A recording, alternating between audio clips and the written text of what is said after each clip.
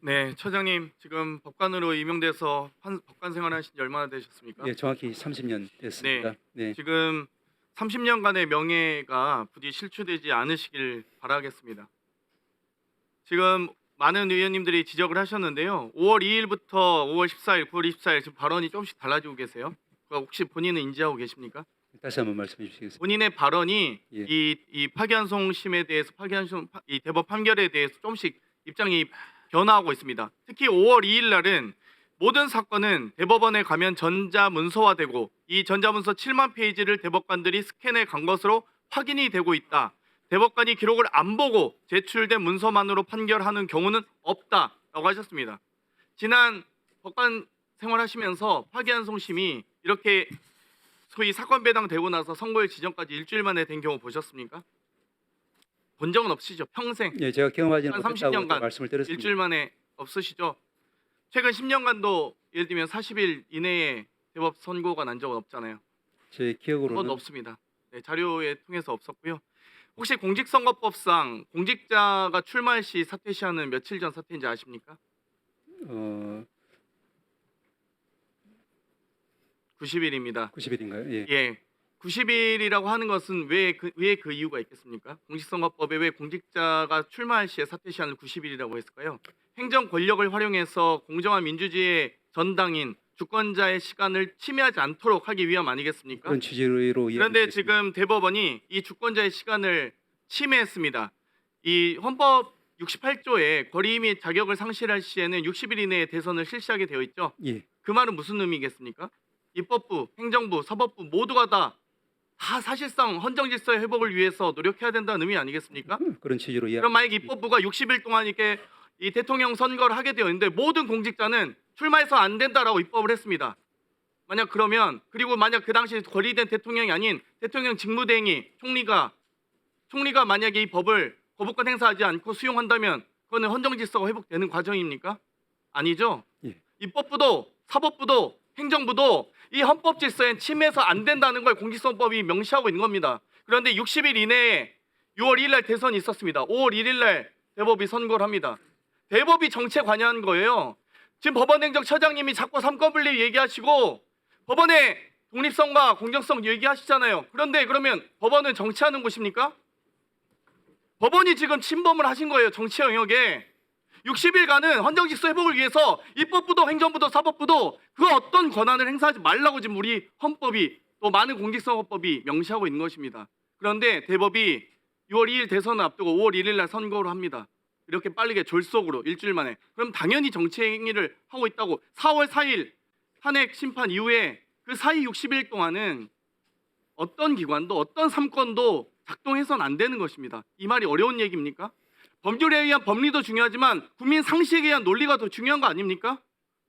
중학생도 알아들 얘기 아닌가 이거? 말씀. 60일 이내에 대법이 판결한 거에 대해서 한번 답변해 보십시오.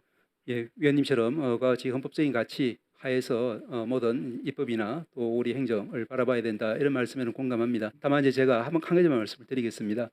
초창기에 말씀을 드린 걸로 기억합니다만은 저는 이제 아까도 다시 거듭 말씀드리지만 이 전원 판결문을 통해서밖에 지금 유추할 수 없지만 그때 이렇게 다수 의견과 소수 의견이 치열하게 서로 대립하고 있는 국면이 결국에는 이제 시점에 관한 것인 것 같습니다. 그러면은 이제 다수 의견의 관점에서 보자.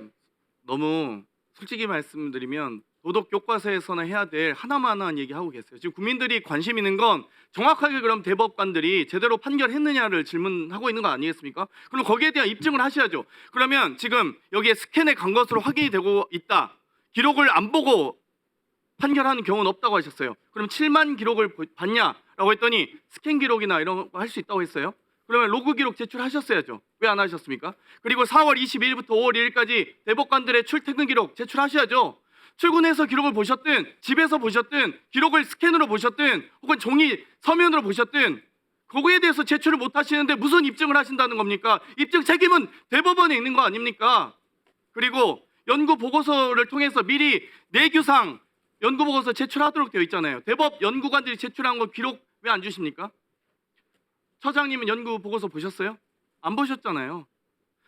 23일 날 대법관들 군액식당 간담회 처장님 계셨습니까? 이 간담회? 안 계셨잖아요. 처장님 지금 그 자리에 앉아서 답변하실 권한과 위치에 있지 않습니다. 제대로 된 판결에 참여하지도 않고 이 과정이 어떻게 되는지도 모르고 자료 제출에 대해서도 성실하게 응하고 있지 않는데 무슨 역할로 지금 그 앞에 앉아 계신 겁니까? 처장 지금 로그 기록, 출퇴근 기록 왜 제출하지 않으세요? 연구 보고서 내기회상 미리 보고하도록 되어 있는데 연구 보고서 보셨습니까? 군의식당 간담회도 심리의 재판에 구체적 관여하지 않으시니까 모르시겠죠? 그리고 제가 분명히 질의할 때 말씀드렸습니다.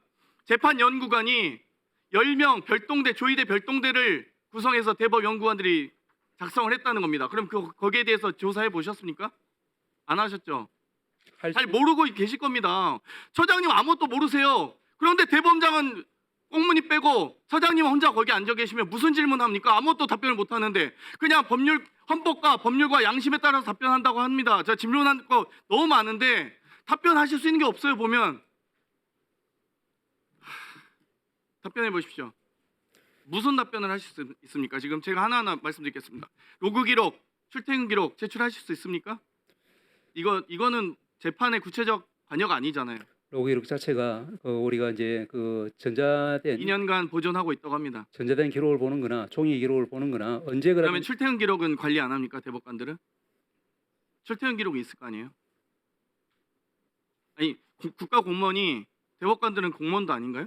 휴가 갈 때는 당연히 이제 예. 그러면 그 이내 출퇴근 기록 관리 안 하십니까? 뭐 지금 제가 당연한 얘기를 하고 있는 거예요. 일반 법관도 다 관리하지 않습니까? 대법관들을 관리 안 한다고 할 수가 없고요.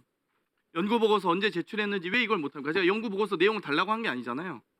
연구 보고서 제출했는지 언제 제출했는지 시각을 알려달라는 얘기예요. 마찬가지로 이제 그런 부분들은 연구 보고서 내용하고 관련이 없는 내용 아닙니까? 제출 시간만 알려달라는 거예요. 아주 쉬운 얘기인데 왜 이렇게 답변이 어렵게 하세요? 합의를 형성하는 과정에 있는 그와 아니, 같은 절차이기 대법 때문에 연구관들이 작성한 보고서를 제출하지 않습니까? 내규상 미리 제출하게 되어 있잖아요. 거기에 대해서 제출된 시각을 물어보는 겁니다. 지금 처장님은 3월 28일 날부터 사건이 접수된 때부터 지금 기록을 보기 시작했다고 했어요.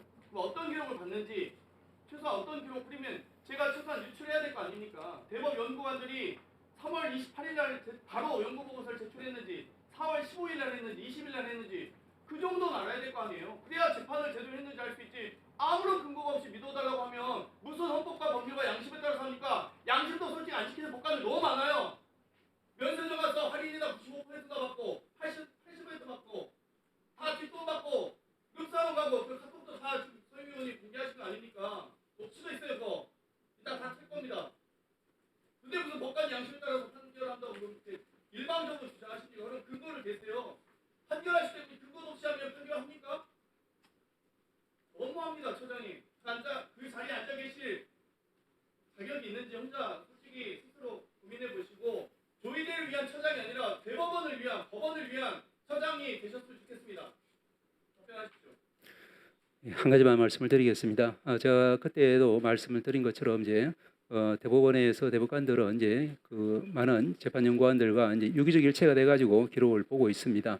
그런데 이제 헌법과 또 법원 조직법에 보면은 합의 과정 비공개라고 하는 것은 결국에는 합의를 위한 심정 형성의 과정 이런 부분들에 대해서는 법관들이 소신 있게 재판을 하고 판결을 하기 위해서는 보호돼야 된다는 그런 취지로 알고 있습니다. 그러니까 기록을 제출한 시간만 일자를 알려달라는 얘기인데 무슨 이게 합의 제가 합의 내용을 궁금해하니까 그 보고서 내용을 궁금해하니까 무슨 법적 근거가 논리가 뭔지 궁금해하니까 이 보고서의 제출을 언제든지만 알려달라는 이걸 어렵다고 하고 공무원이 출퇴근 기록도 제출하지 못하는 게 무슨 대법관입니까?